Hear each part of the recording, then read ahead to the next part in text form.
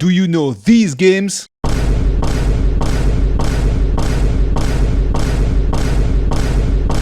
Let's see. Factory, medieval China, sci-fi, combat, life sim.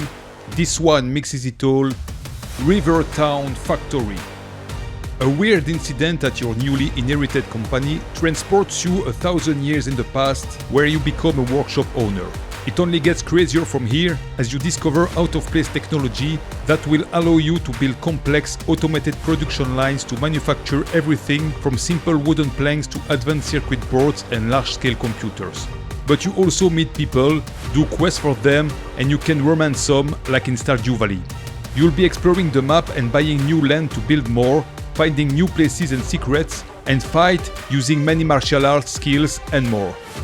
All of this ties in the progression system. On one part the huge tech tree, and on the other your character skills, letting you choose your own path. So there's a lot to this game, it's pretty in-depth and it will keep you occupied for dozens and dozens of hours. It may not be perfect and as polished as bigger titles, especially in the translation, but if you're interested in its special blend, it will deliver.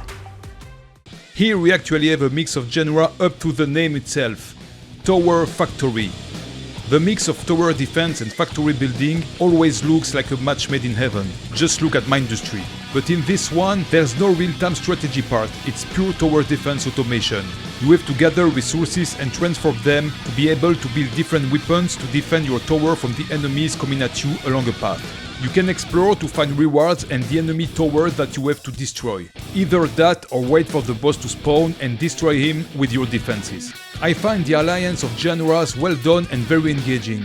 At the time of recording, it's in early access and updated regularly with very positive rating on Steam.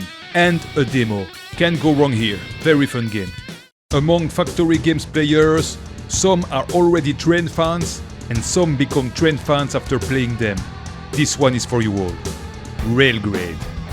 This one is mission-based with over 50 maps to play on an off-world industrial colony in need of rebuilding. On each map, you'll have to take care of the production to deliver the needed resources. There are production chains with every step requiring its specific inputs. And the main way at your disposal to do that is railway building. You'll have to be strategic about rail placement, using verticality, and choose the right locomotives, amount of wagons, etc. to be the most optimal possible. You also earn vouchers that you can use to unlock new factories, upgrades and options. Of course, the difficulty ramps up through the game to make you build glorious spaghetti train fever dreams. And yes, you can drive your trains in first person. It's very fun and scratches multiple itches. If you've always wanted trains to have a more central role in your factory game, this is the one for you. When idle game and automation enhance each other perfectly, it gives us Space Industrial Empire, plus that Chinese title. Here we have a factory game that begins as a clicker and turns quickly to automation.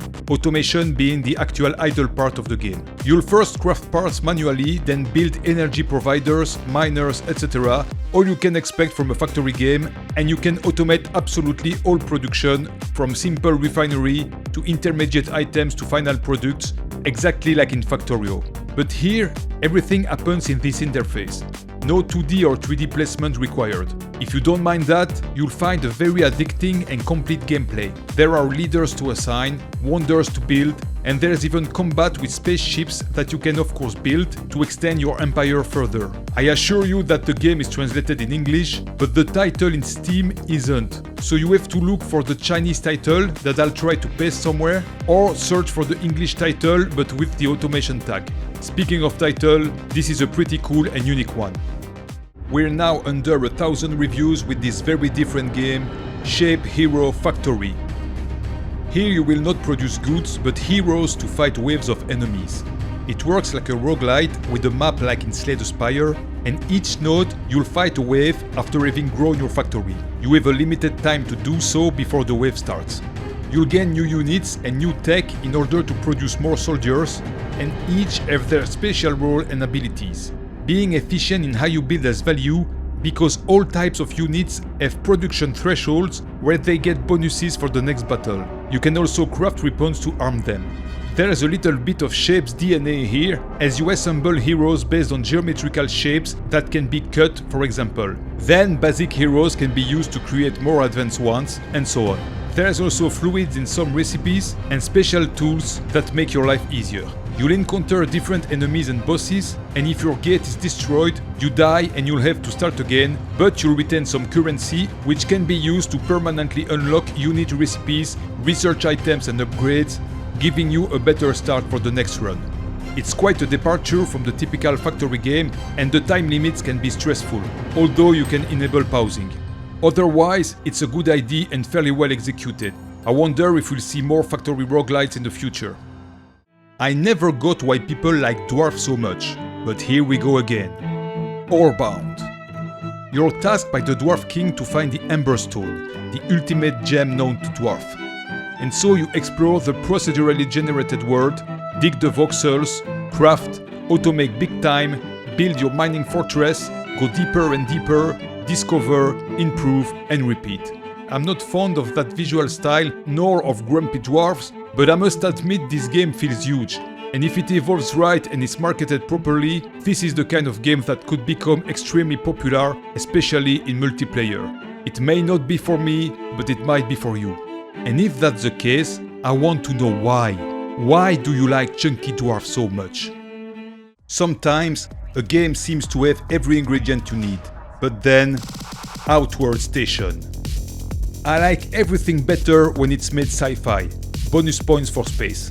So this space station factory builder seemed like the perfect deal for me. I wanted to like this game and was waiting for 1.0, but somehow it didn't gel.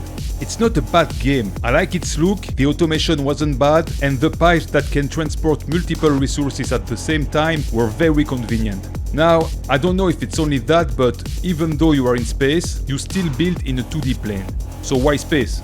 And yes, there's a story, and you build spaceships, and there's some tower defense, but still the theme feels a little tacked on. If you think I'm nitpicking and feel drawn to the game, then you can maybe join the majority of users who enjoyed it, as it's very positive on Steam. Factory complexity meets ease of use in Widget Inc. You begin by clicking to mine and craft, then automate your productions to build more and unlock new technology. Once you unlock a new tier, you get new resources, new upgrades for previous tiers, and new widgets to build, which rely on the previous tiers. So your factory gets more and more complex and you have to scale everything progressively. Placement also quickly becomes important for bonuses.